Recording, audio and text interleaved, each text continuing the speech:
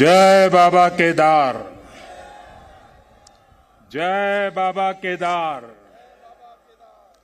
जय बाबा केदार।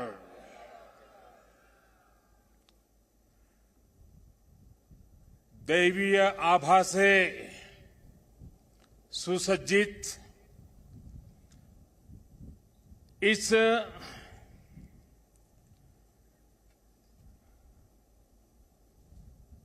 पवित्र कार्यक्रम में हमारे साथ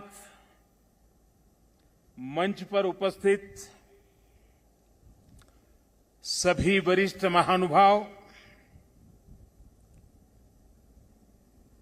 इस पावन पवित्र भूमि पर पहुंचे हुए सभी श्रद्धालुगण, आप सबको आदरपूर्वक मेरा नमस्कार।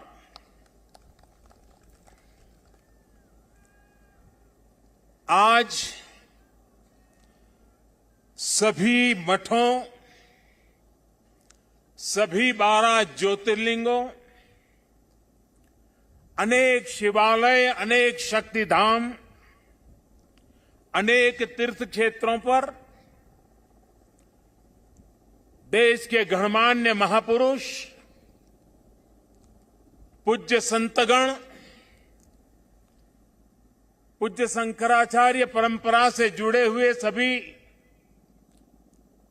वरिष्ठ ऋषि मनीषी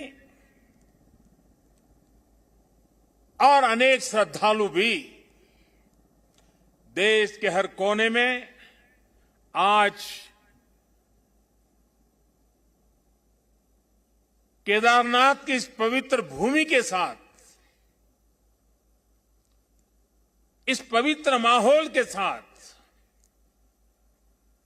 सशरीर नहीं लेकिन आत्मिक रूप से वर्चुअल माध्यम से, टेक्नोलॉजी की मदद से वो वहां से हमें आशीर्वाद दे रहे हैं। आप सभी आदि शंकराचार्य जी की समाधि की पुनः स्थापना के साक्षी बन रहे हैं। ये भारत की आध्यात्मिक समृद्धि और व्यापकता का बहुत अलौकिक दृश्य है। हमारा देश तो इतना विशाल है, इतनी महान ऋषि परंपरा है, एक से बढ़कर एक तपस्वी आज भी भारत के हर कोने में आध्यात्मिक चेतना को जगाते रहते हैं।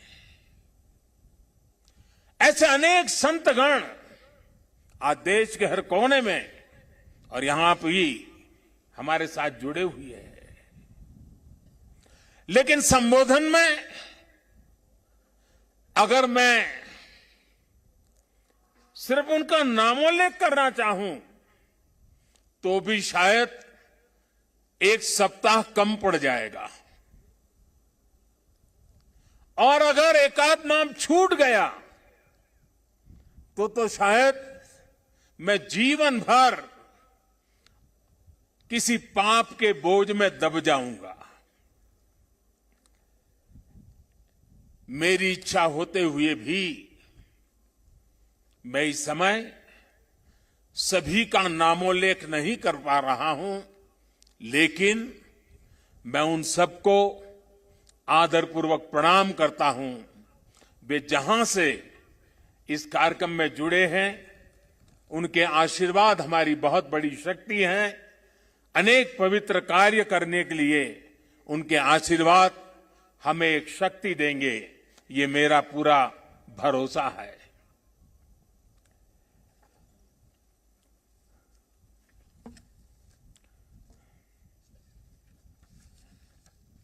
हमारे यहां कहा जाता है, आवाहनम न जानामि, न जानामि विसर्जनम, पूजनम चैव न जानामि क्षमस्व परमेश्वरम। इसलिए मैं हृदय से ऐसे सभी व्यक्तियों से माफी मांगते हुए इस पुण्य अवसर पर देश के कोने कोने से जुड़े शंकराचार्य, ऋषिगण, महान संत परंपरा के सभी अनुयायी, आप सबको यहीं से प्रणाम करके मैं आपका आशीर्वाद मांगता हूं।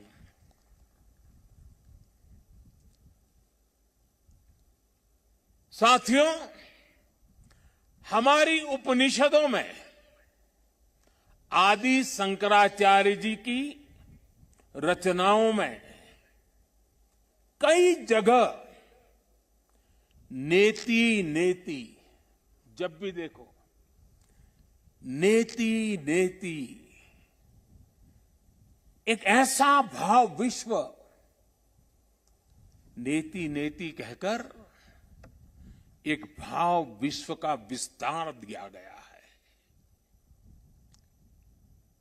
रामचरितमानस को भी अगर हम देखें तो उसमें भी इस बात को दोहराया गया है, अलग तरीके से कहा गया है। रामचरितमानस में कहा गया है कि अभिगत अकथ अपार, अभिगत अकथ अपार, नेति नेति नित निगम कह, नेति नेति नित निगम कह।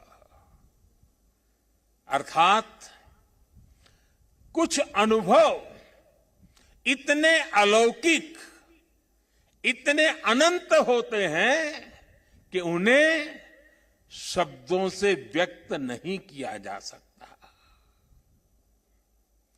बाबा केदारनाथ की शरण में आकर जब भी आता हूं, यहां के कण कण से जुड़ जाता हूं।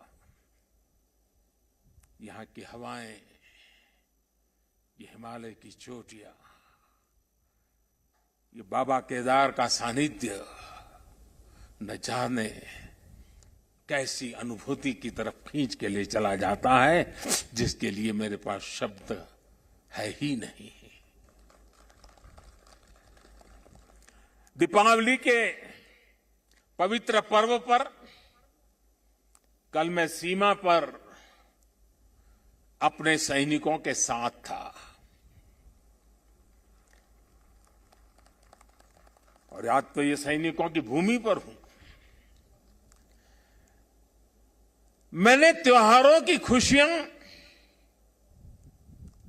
मेरे देश के जवान वीर सैनिकों के साथ बांटी। देशवासियों का प्रेम का संदेश, देशवासियों की उनके प्रति श्रद्धा, देशवासियों के उनके आशीर्वाद, 130 करोड़ आशीर्वाद लेकर के मैं कल सेना के जवानों के बीच गया था। और आज मुझे गोवर्धन पूजा के दिन, और गुजरात के लोगों के लिए तो आज नया वर्ष है,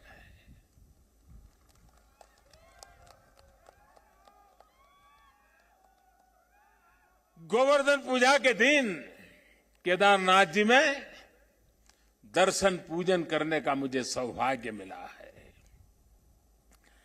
बाबा केदार के दर्शन के साथ ही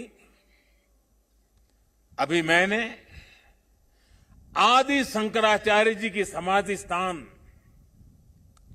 वहां कुछ पल मैंने बिताए। एक दिव्य अनुभूति का वो पल था।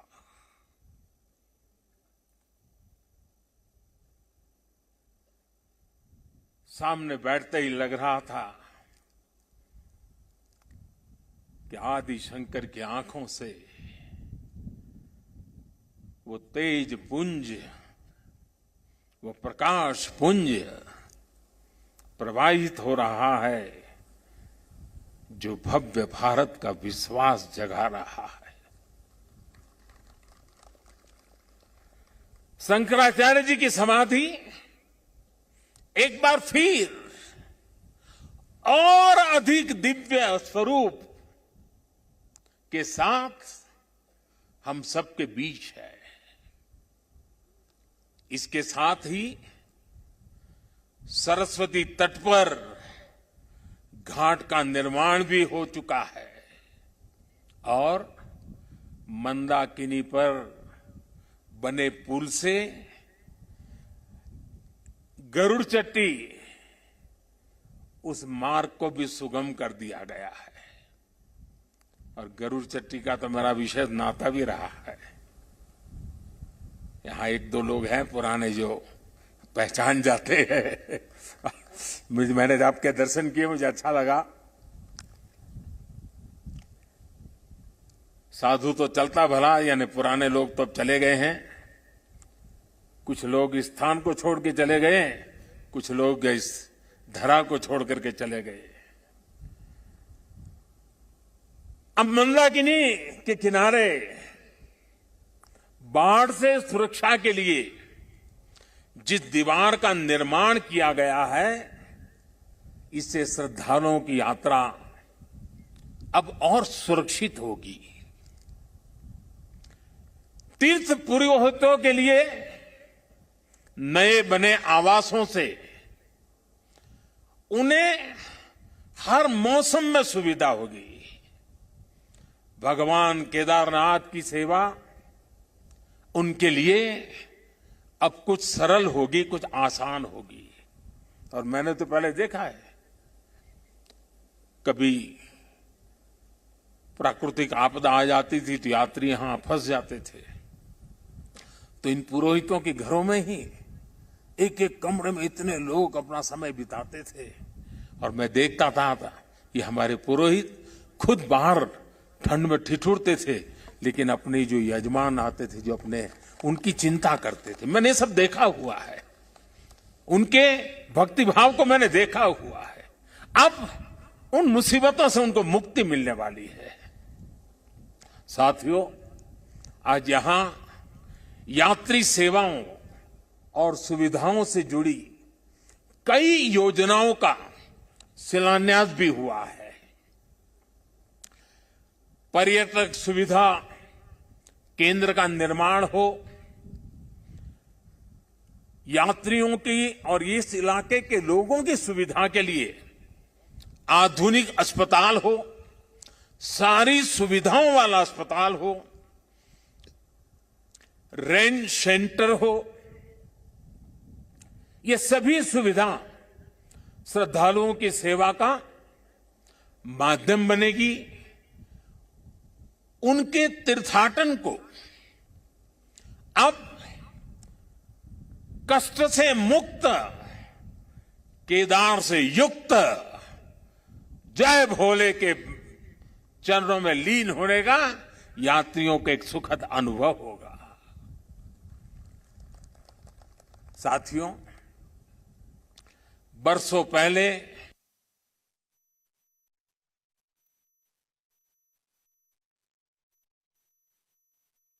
मैं मुख्यमंत्री तो गुजरात का था,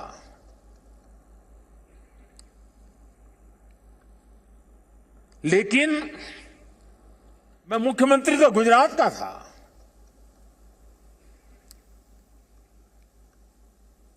लेकिन मैं अपने आप को रोक नहीं पाया था। मैं यहां दौड़ा चला आया था। मैंने अपनी आंखों से उस तबाही को देखा था, उस दर्द को देखा था। जो लोग यहां आते थे वो सोचते थे कि क्या अब ये हमारा केदार धाम या हमारा केदारपुरी फिर से उठ खड़ा होगा क्या?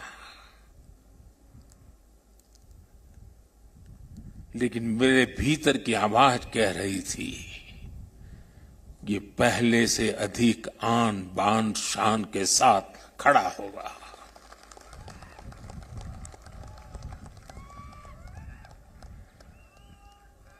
और ये मेरा विश्वास बाबा केदार के कारण था, आदि शंकर की साधना के कारण था, ऋषियों मुनियों की तपस्या के कारण था, लेकिन साथ साथ कच्छ के भूकंप के बाद कच्छ को खड़ा करने का मेरे पास अनुभव भी था। और इसलिए मेरा विश्वास था, और आज वो विश्वास अपनी आंखों से साकार हुआ देखना, इससे बड़ा जीवन का क्या संतोष हो सकता है।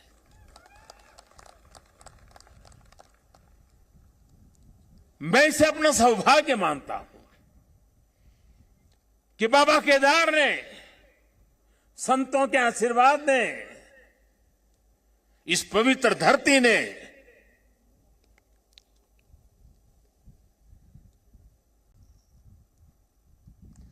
जिस मिट्टी ने, जिसकी हवाओं ने कभी मुझे पाला पोसा था, उसकी सेवा करने का सौभाग्य मिलना, इससे बड़ा जीवन का पुण्य क्या होता है।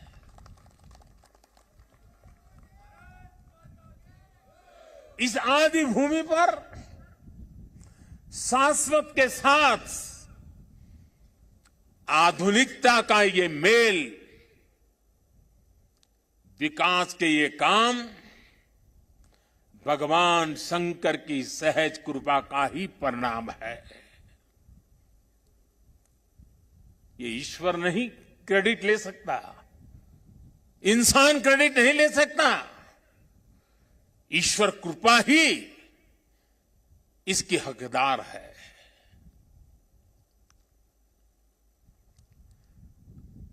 मैं इस पुनीत प्रयासों के लिए उत्तराखंड सरकार का, हमारे ऊर्जावान नौजवान मुख्यमंत्री धामी जी का,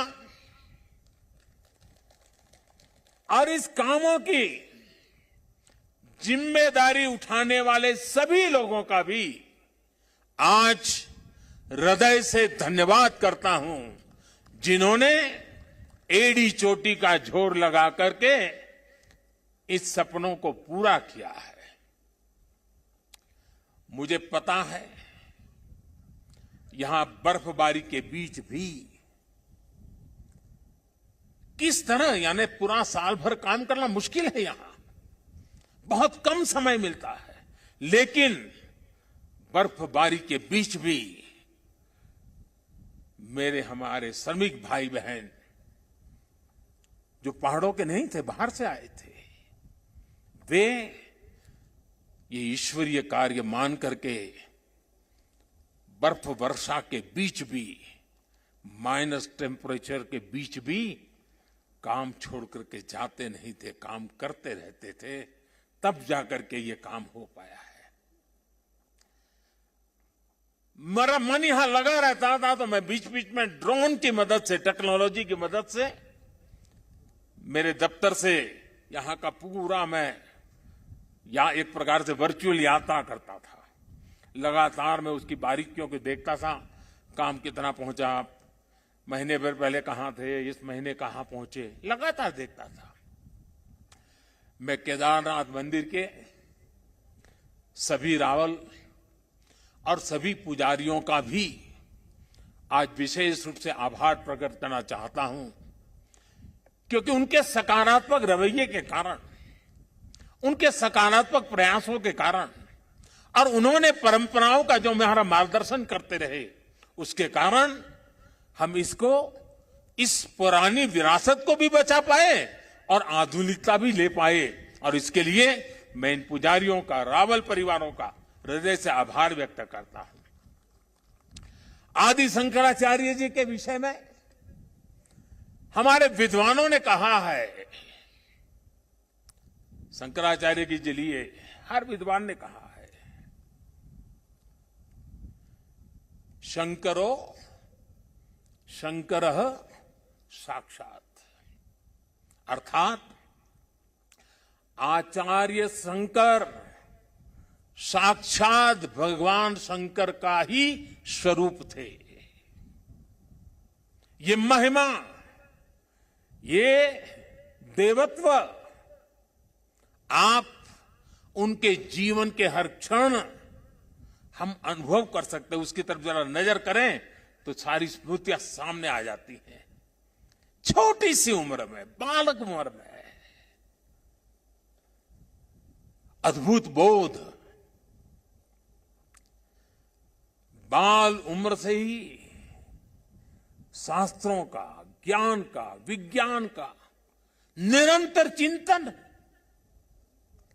और जिस उम्र में एक साधारण मानवी साधारण रूप से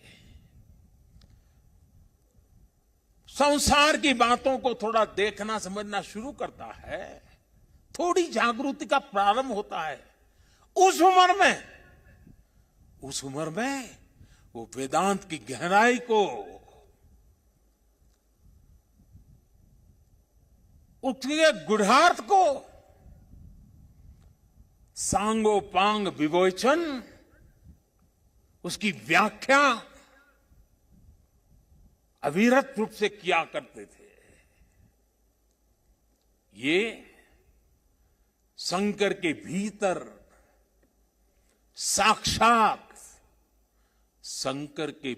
साक्षात शंकरत्व का जागरण के सिवा कुछ नहीं हो सकता है।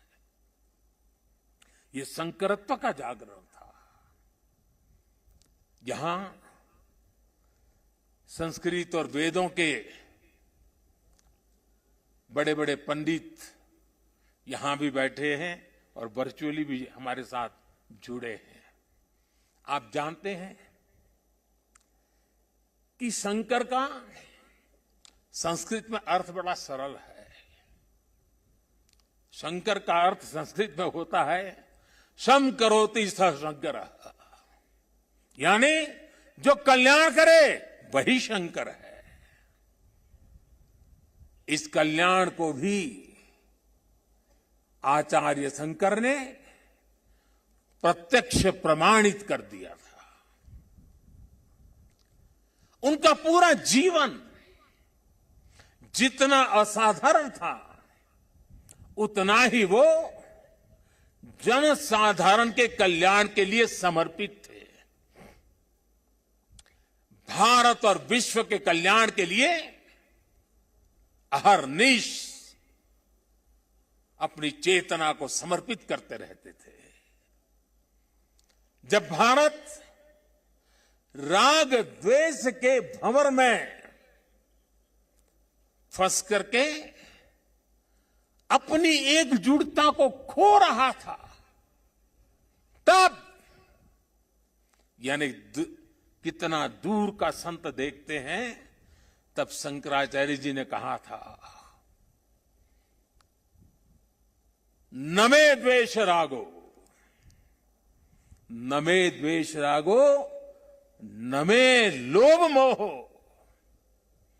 मदो नैव मैं नैव मात्सर्य भाव। अर्थात राग द्वेष, लोभ मोह, ईर्ष्या, अहम, ये सब हमारा स्वभाव नहीं है। जब भारत की जाति पंथ की सीमाओं से बाहर देने की शंकाओं आशंकाओं को ऊपर उठने की मानव जात को जरूरत थी, तब समाज में चेतना फूकी और आदि शंकर ने कहा न मे मृत्यु शंका न मे जाति भेद, यानी नाश विनाश की शंकाएं, जात पात के भेद से हमारी परंपरा का कोई लेना देना नहीं है, हिस्सा नहीं है। हम क्या है, हमारा दर्शन और विचार क्या है, ये बताने के लिए आदि शंकर ने कहा, चिदानंद रूप शिवोहम शिवोहम, चिदानंद रूप शिवोहम शिवोहम। अर्थात आनंद स्वरूप शिव हम ही है। जीवत्व से ही शिवत्व है। और अद्वैत का सिद्धांत, कभी कभी अद्वैत के सिद्धांत को समझाने के लिए बड़े बड़े ग्रंथों की जरूरत पड़ती है। मैं तो इतना विद्वान नहीं हूं, मैं तो सरल भाषा में अपनी बात समझता हूं और मैं इतना ही कहता हूं, जहां द्वैत नहीं है वही तो अद्वैत है। शंकराचार्य जी ने भारत की चेतना में फिर से प्राण फूके और हमें हमारी आर्थिक परमार्थिक उन्नति का मंत्र दिया। उन्होंने कहा,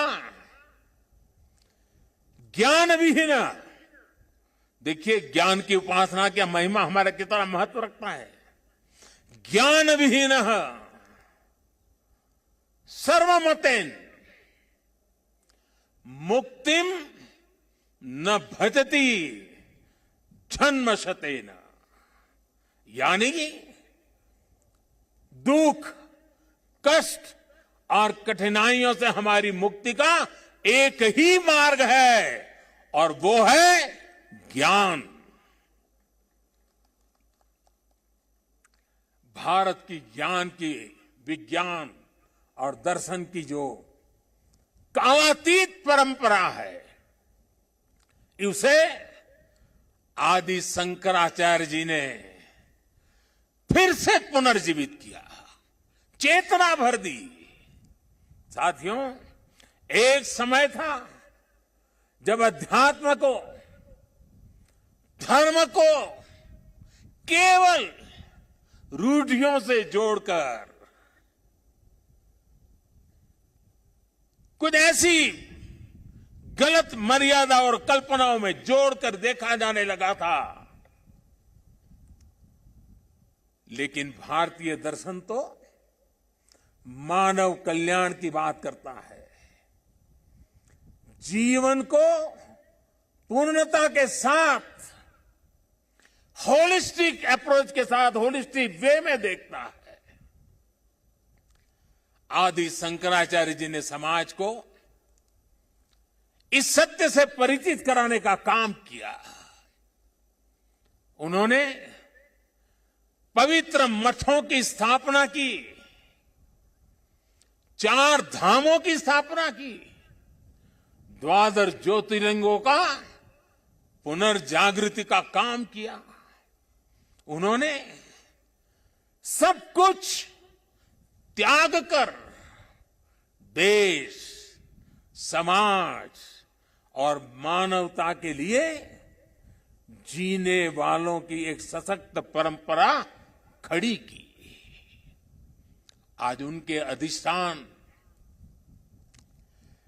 भारत और भारतीयता का एक प्रकार से संबल, पहचान बने हुए हैं। हमारे लिए धर्म क्या है, धर्म और ज्ञान का संबंध क्या है, और इसीलिए तो कहा गया है, अथा तो ब्रह्म जिज्ञासा, अथा तो ब्रह्म जिज्ञासा। इसका मंत्र देने वाली उपनिषदीय परंपरा क्या है? तो हमें पल प्रतिपल प्रश्न करना सिखाती है। और तभी तो बालक नचिकेता यम के दरबार में जाकर के यम की आंख में आंख मिलाकर के पूछ देता है, यम को पूछ देता है, व्हाट इज डेथ? मृत्यु क्या है बताओ? प्रश्न पूछना, ज्ञान अर्जित करना, अथा तो धर्म जिज्ञासा। हमारी इस विरासत को हमारे मठ हजारों सालों से जीवित रखे हुए हैं, उसे समृद्ध कर रहे हैं। संस्कृत हो, संस्कृत भाषा में वैदिक गणित जैसे विज्ञान हो, इस मठों ने, हमारे शंकराचार्य की इस परंपरा ने इन सब का संरक्षण कर पीढ़ी दर पीढ़ी मार्ग दिखाने का काम किया है। मैं समझता हूं आज के इस दौर में आदि शंकराचार्य जी का सिद्धांत और ज्यादा प्रासंगिक हो गए हैं। साथियों, हमारे यहां सदियों से 4 धाम यात्रा का महत्व रहा है। 12 ज्योतिर्लिंग के दर्शन की, शक्तिपीठों के दर्शन की, अष्टविनायक जी के दर्शन की, ये सारी यात्रा की परंपरा, ये तीर्थाटन हमारे यहां जीवन काल का हिस्सा माना गया है। ये तीर्थाटन हमारे लिए सिर्फ सैर सपाटा पर्यटन भर नहीं है, ये भारत को जोड़ने वाली, भारत का साक्षात कराने वाली एक जीवंत परंपरा है। हमारे यहां हर किसी को, कोई भी व्यक्ति होगा, उसकी इच्छा होती है कि जीवन में कम से कम एक बार 4 धाम जरूर हो लें, 12 ज्योतिर्लिंग का दर्शन जरूर कर ले, मां गंगा में एक बार डुबकी जरूर लगा दे। पहले हम घर में बच्चों को शुरू से ही सिखाते थे, परंपरा थी। बच्चों को घर में सिखाया जाता था, सौराष्ट्रे सोमनाथ श्रीशैले मल्लिकार्जुनम, बचपन में सिखाया जाता था। 12 ज्योतिर्लिंग का ये मंत्र घर बैठे बैठे एक बृहत भारत का, विशाल भारत का हर दिन यात्रा करा देता था। बचपन से ही देश के इस अलग अलग हिस्सों से जुड़ाव एक सहज संस्कार बन जाता था। ये आस्था, ये विचार पूरब से पश्चिम तक, उत्तर से दक्षिण तक भारत की एक जीवित इकाई में बदल देता है। राष्ट्रीय एकता की ताकत को बढ़ाने वाला एक भारत श्रेष्ठ भारत का भव्य दर्शन सहज जीवन व्यवस्था का हिस्सा था। बाबा केदारनाथ के दर्शन करके हर श्रद्धालु एक नई ऊर्जा लेकर जाता है। साथियों, आदि शंकराचार्य की विरासत को, इस चिंतन का आज देश अपने लिए एक प्रेरणा के रूप में देखता है। अब हमारी संस्कृति के, हमारी इस विरासत को, आस्था के केंद्रों को इसी गौरव भाव से देखा जा रहा है जैसा देखा जाना चाहिए था।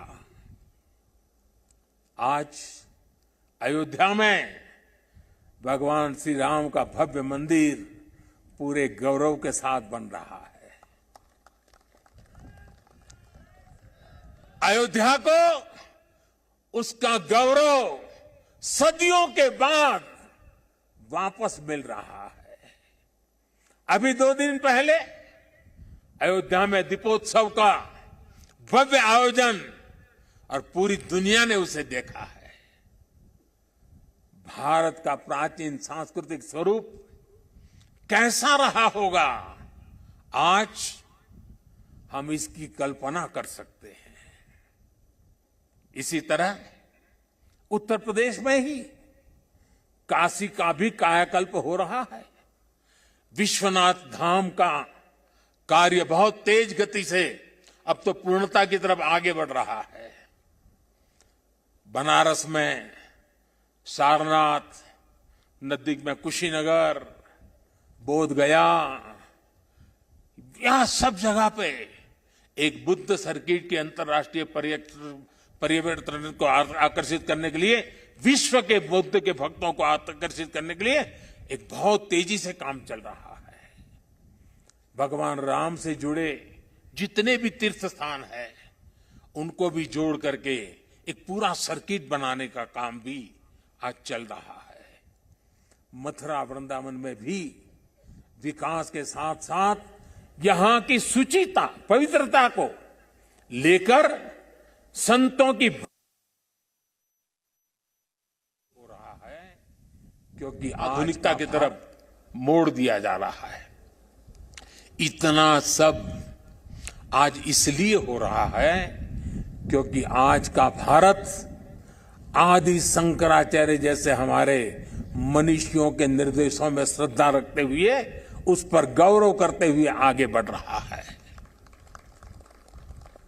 साथियों, इस समय हमारा देश आजादी का अमृत महोत्सव भी मना रहा है।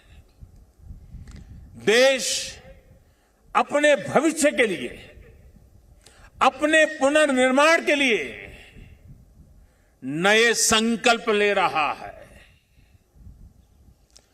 अमृत महोत्सव के इस संकल्पों में से आदि शंकराचार्य जी को हम एक प्रकार से अपनी बहुत बड़ी प्रेरणा के रूप में देख सकते हैं। अब देश अपने लिए बड़े लक्ष्य तैयार करता है। कठिन समय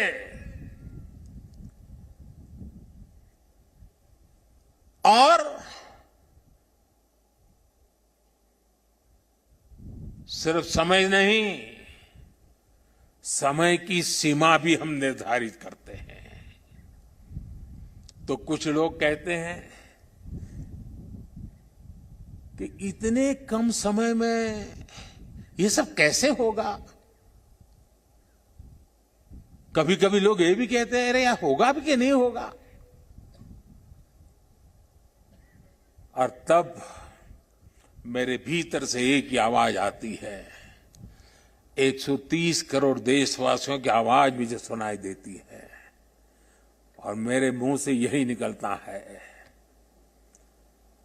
एक ही बात निकलती है, समय के दायरे में बंधकर भयभीत होना अब भारत को मंजूर नहीं है। आप देखिए, आदि शंकराचार्य जी को छोटी सी आयु थी, घर बार परिवार छोड़ दिया, सन्यासी बन गए। कहां केरल का कालड़ी और कहां केदार, कहां से कहां चल पड़े, सन्यासी बने। बहुत ही कम आयु में इस पवित्र भूमि में उनका शरीर इस धरती से विलीन हो गया। अपने इतने कम समय में उन्होंने भारत के भूगोल को चैतन्य कर दिया, भारत के लिए नया भविष्य गढ़ दिया। उन्होंने जो ऊर्जा प्रज्वलित की, वो आज भी भारत गतिमान बनाए हुए है। आने वाले हजारों साल तक ये गतिमान बनाए रखेगी। इसी तरह स्वामी विवेकानंद जी को देखिए, स्वाधीनता संग्राम में अनेक सेनानियों को देखिए। ऐसी कितनी ही महान आत्माएं, महान विभूतियां इस धरती पर आकर यहां प्रकट हुई, जिन्होंने समय की सीमाओं का उल्लंघन कर छोटे से कालखंड में कई कई युगों को गढ़ दिया। ये भारत इन महान विभूतियों की प्रेरणाओं पर चलता है। हम शाश्वत को एक प्रकार से स्वीकार करते हुए हम क्रियाशीलता पर विश्वास करने वाले लोग हैं। इसी आत्मविश्वास को लेकर देश आज इस अमृत काल में आगे बढ़ रहा है। और ऐसे समय में मैं देशवासियों से एक और आग्रह करना चाहता हूं। स्वाधीनता संग्राम से जुड़े ऐतिहासिक स्थानों को देखने के साथ साथ ऐसे पवित्र स्थानों को भी ज्यादा से ज्यादा जाएं, नई पीढ़ी को लेकर के जाएं, परिचित कराएं, मां भारती का साक्षात्कार करें, हजारों साल की महान परंपरा की चेतना को अनुभूति करें। आजादी के अमृत काल में स्वतंत्रता आजादी का यह भी एक महोत्सव हो सकता है। हर हिंदुस्तानी के दिल में, हिंदुस्तान के हर कोने कोने में, हर कंकर कंकर में शंकर का भाव जग सकता है। और इसलिए निकल पड़ने का ये समय है। जिन्होंने गुलामी के सैकड़ों वर्षों के कालखंड में हमारी आस्था को बांध करके रखा, हमारी आस्था को कभी खरोंच तक नहीं आने दी। गुलामी के कालखंड में ये छोटी सेवा नहीं थी। क्या आजादी के कालखंड में उस महान सेवा को उसको पूजना, उस पर तर्पण करना, वहां तप करना, साधना करना, क्या हिंदुस्तानी का नागरिक का कर्तव्य नहीं है? और इसलिए मैं कहता हूं, एक नागरिक के तौर पर हमें इन पवित्र स्थानों को भी दर्शन करने के लिए जाना चाहिए। उन स्थानों की महिमा को जानना चाहिए। साथियों, देवभूमि के प्रति असीम श्रद्धा रखते हुए, यहां की असीम संभावनाओं पर विश्वास करते हुए आज उत्तराखंड की सरकार यहां विकास के महायज्ञ से जुड़ी है, पूरी ताकत से जुड़ी है। 4 धाम सड़क परियोजना पर तेजी से काम हो रहा है। चारों धाम हाईवे से जुड़ रहे हैं। भविष्य में यहां केदारनाथ जी तक श्रद्धालु केवल कार के जरिए आ सके, इससे जुड़ी प्रक्रिया भी शुरू हो गई है। यहां पास में हो पवित्र हेमकुंड साहब जी हैं।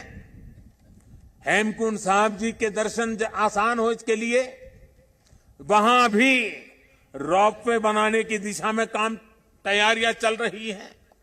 इसके अलावा ऋषिकेश और कर्णप्रयाग को रेल से भी जोड़ने का प्रयास हो रहा है। अभी मुख्यमंत्री जी कहते थे पहाड़ के लोगों को तो रेल देखना भी दुष्कर होता है। अब रेल पहुंच रही है। दिल्ली देहरादून हाईवे ये बनने के बाद देहरादून से दिल्ली आने वालों के लिए समय और कम हो जाने वाला है। इस सब कामों को उत्तराखंड के पर्यटन को बहुत बड़ा लाभ मिलने वाला है। और मेरे शब्द उत्तराखंड के लोग लिख करके रखे। जिस तेज गति से इंफ्रास्ट्रक्चर बन रहा है, पिछले 100 साल में जितने यात्री यहां आए हैं ना, आने वाले 10 साल में उससे भी ज्यादा आने वाले हैं। आप कल्पना कर सकते हैं यहां की अर्थव्यवस्था को कितनी बड़ी ताकत मिलने वाली है। 21वीं शताब्दी का ये तीसरा दशक, ये उत्तराखंड का दशक है। मेरे शब्द लिख के रखिए, मैं पवित्र धरती पर से बोल रहा हूं। हाल के दिनों में हमने सभी ने देखा है कि किस किस तरह चार धाम यात्रा आने वाले श्रद्धालुओं की संख्या लगातार रिकॉर्ड तोड़ रही है। और ये कोविड न होता तो न जाने ये संख्या कहां से कहां पहुंच गई होती। उत्तराखंड में मुझे ये भी बहुत खुशी हो रही है, खासकर मेरी माताएं बहनें, और पहाड़ में तो माताओं बहनों की ताकत का एक अलग ही सामर्थ्य होता है। जिस प्रकार से उत्तराखंड के छोटे छोटे स्थानों पर प्रकृति की गोद में होम स्टे का नेटवर्क बन रहा है, सैकड़ों होम स्टे बन रहे हैं। माताएं बहनें और लोग भी जो यात्री आते हैं वे भी होम स्टे को पसंद करने लगे हैं। रोजगार भी मिलने वाला है, स्वाभिमान से जीने का अवसर भी मिलने वाला है। यहां की सरकार जिस तरह विकास के कार्यों में जुटी है, इसका और एक लाभ हुआ है। यहां वरना तो हम हमेशा सुनते थे पहाड़ का पानी और पहाड़ की जवानी कभी पहाड़ के काम आती नहीं। मैंने इस बात को बदला है। अब पानी भी पहाड़ को काम आएगा, जवानी भी पहाड़ को काम आएगी। पलायन रुकना है। एक के बाद एक जो निर्णय हो रहे हैं, पलायन रुकना है। मान के चलिए साथियों, मेरे नौजवान दोस्तों, ये दशक आपका है, उत्तराखंड का है, उज्जवल भविष्य का है। बाबा केदार के आशीर्वाद हमारे साथ है। ये देवभूमि, मातृभूमि की रक्षा करने वाले अनेकों वीर बेटे बेटियों की ये जन्मस्थली भी है। यहां का कोई घर, कोई गांव ऐसा नहीं है जहां पराक्रम की कोई गाथा का परिचय न हो। आज देश जिस तरह अपनी सेनाओं का आधुनिकीकरण कर रहा है, उन्हें आत्मनिर्भर बना रहा है, उससे हमारे वीर सैनिकों की ताकत और बढ़ रही है। आज उनकी जरूरत को, उनकी अपेक्षाओं को, उनके परिवार की आवश्यकताओं को बहुत प्राथमिकता देकर के काम किया जा रहा है। ये हमारे ही सरकार है जिसने वन रैंक वन पेंशन की 4 दशक पुरानी मांग को पिछली शताब्दी की मांग इस शताब्दी में मैंने पूरी की। मुझे संतोष है, मेरे देश की सेना के जवानों के लिए मुझे सेवा करने का मौका मिला। इसका लाभ तो उत्तराखंड के करीब करीब हजारों परिवारों को मिला है, निवृत्त सैनिक परिवारों को मिला हुआ है। साथियों, उत्तराखंड ने कोरोना के खिलाफ लड़ाई में जिस तरह का अनुशासन दिखाया, वो भी बहुत अभिनंदनीय है, सराहनीय है। भौगोलिक कठिनाइयों को पार कर आज उत्तराखंड ने उत्तराखंड के लोगों को 100% सिंगल डोज का लक्ष्य हासिल कर लिया है। ये उत्तराखंड को ताकत का दर्शन कराता है, उत्तराखंड के सामर्थ्य को दिखाता है। और जो लोग पहाड़ों से परिचित हैं ना, उनको पता है कि काम आसान नहीं होता है। घंटों घंटों तक तो पहाड़ की चोटियों पर जाकर के 2 या 5 परिवार को वैक्सीनेशन दे करके रात रात चल करके घर पहुंचना होता है। कष्ट कितना होता है मैं अंदाज लगा सकता हूं। उसके बाद भी उत्तराखंड ने काम किया है। क्यों? उत्तराखंड के एक एक नागरिक की जिंदगी बचानी है। और इसके लिए मुख्यमंत्री जी, आपको, आपकी टीम को मैं बधाई देता हूं। आज मुझे विश्वास है कि जितनी ऊंचाइयों पर उत्तराखंड बसा है, जितनी ऊंचाइयों पर उत्तराखंड बसा है, उससे भी ज्यादा ऊंचाइयों को मेरा उत्तराखंड हासिल करके रहेगा।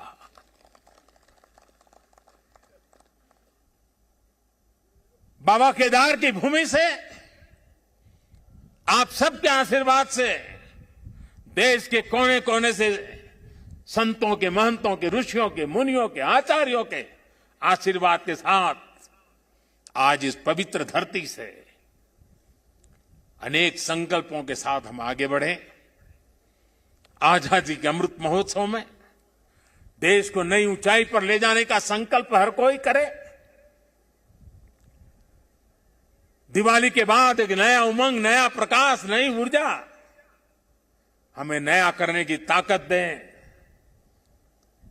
मैं एक बार फिर भगवान केदारनाथ के चरणों में, आदि शंकराचार्य जी के चरणों में प्रणाम करते हुए आप सभी को मैं एक बार फिर दिवाली के इस महापर्व से लेकर के छठ पूजा तक अनेक पर्व आ रहे हैं, अनेक पर्वों के लिए अनेक अनेक शुभकामनाएं देता हूं। मेरे साथ प्यार से बोलिए, भक्ति से बोलिए, जी भर करके बोलिए, जय केदार, जय केदार, जय केदार। धन्यवाद। प्रधानमंत्री नरेंद्र मोदी जय केदार के उद्घोष से ही उनके संबोधन की शुरुआत हुई और जय केदार के उद्घोष से ही उनके संबोधन का समापन हुआ। और इस संबोधन में बहुत सी बातें, आध्यात्मिक चेतना की बातें प्रधानमंत्री नरेंद्र मोदी ने की, जो योजनाओं की सौगात मिली है उसकी बात की, जो पुनरुद्धार वहां पर हुआ है उसकी बात की, उत्तराखंड के सैनिक परिवारों की बात हुई, पहाड़ के पानी और पहाड़ के जवानी की बात हुई, पलायन रुकने की बात हुई, सैनिक परिवारों को क्या फायदा हुआ, ओआरओपी जैसी मांगे उन्होंने पूरी की, कोरोना के कार्य में कैसे कार्य किया गया, ये सब बातें प्रधानमंत्री नरेंद्र मोदी ने की। देखिए, अभी हाथ हिलाकर प्रधानमंत्री नरेंद्र मोदी सभी का अभिवादन स्वीकार कर रहे हैं, क्योंकि केदारपुरी में भी बड़ी संख्या में पीएम मोदी को लोग सुनने के लिए पहुंच रहे हैं। प्रधानमंत्री नरेंद्र मोदी ने कहा कि पिछले 100 सालों में जितने पर्यटक यहां पर आए हैं, आने वाले 1 दशक में, आने वाले 10 सालों में उससे कहीं ज्यादा पर्यटक उत्तराखंड आने वाले हैं। मैं ये आपको कहना चाहता हूं। उन्होंने कहा कि हेमकुंड साहिब के दर्शन के लिए रोपवे बनाने के लिए अब कार्य चल रहा है, 4 धाम को जोड़ने के लिए सड़क अब आने वाले समय में केदारनाथ धाम तक आप गाड़ियों से पहुंच पाएंगे, इस तरह की सोच है। ऑल वेदर रोड का कार्य चल रहा है, तेजी से कार्य चल रहा है। भारतमाला सड़क परियोजना, उसका कार्य तेजी से चल रहा है। उन्होंने कहा कि उत्तराखंड से अब दिल्ली की दूरी और भी ज्यादा कम हो जाएगी। रेल नेटवर्क से ऋषिकेश कर्णप्रयाग रेल नेटवर्क, ये भी एक महत्वाकांक्षी प्रोजेक्ट है प्रधानमंत्री नरेंद्र मोदी का। केदारनाथ में पुनः निर्माण के कार्य, ये तो प्रधानमंत्री नरेंद्र मोदी का ड्रीम प्रोजेक्ट है ही। इसी के साथ साथ ये रेल नेटवर्क बिछाना भी, जिसका कार्य भी तेजी से चल रहा है। मुख्यमंत्री पुष्कर सिंह धामी ने भी इसका जिक्र किया। केदारपुरी सजे हुए हैं, अभी प्रधानमंत्री नरेंद्र मोदी वहां पर मौजूद हैं और अभिषेक से शुरुआत हुई। 7:45 के तकरीबन प्रधानमंत्री पहुंच गए थे और उसके बाद प्रधानमंत्री नरेंद्र मोदी का संबोधन तकरीबन 40 मिनट का, उससे थोड़ा सा ज्यादा प्रधानमंत्री नरेंद्र मोदी का संबोधन और जय बाबा केदार के उद्घोष से शुरुआत हुई। दैवीय आभा से सुसज्जित है ये पवित्र स्थल।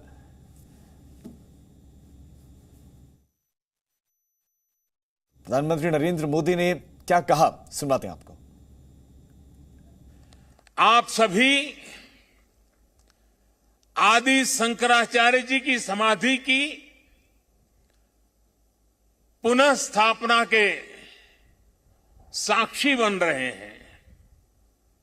ये भारत की आध्यात्मिक समृद्धि और व्यापकता का बहुत अलौकिक दृश्य है। हमारा देश तो इतना विशाल है, इतनी महान ऋषि परंपरा है, एक से बढ़कर एक तपस्वी आज भी भारत के हर कोने में आध्यात्मिक चेतना को जगाते रहते हैं। ऐसे अनेक संतगण आज देश के हर कोने में और यहां भी हमारे साथ जुड़े हुए हैं। लेकिन संबोधन में अगर मैं सिर्फ उनका नामोल्लेख करना चाहूं तो भी शायद एक सप्ताह कम पड़ जाएगा, और अगर एकाध नाम छूट गया तो शायद मैं जीवन भर किसी पाप के बोझ में दब जाऊंगा।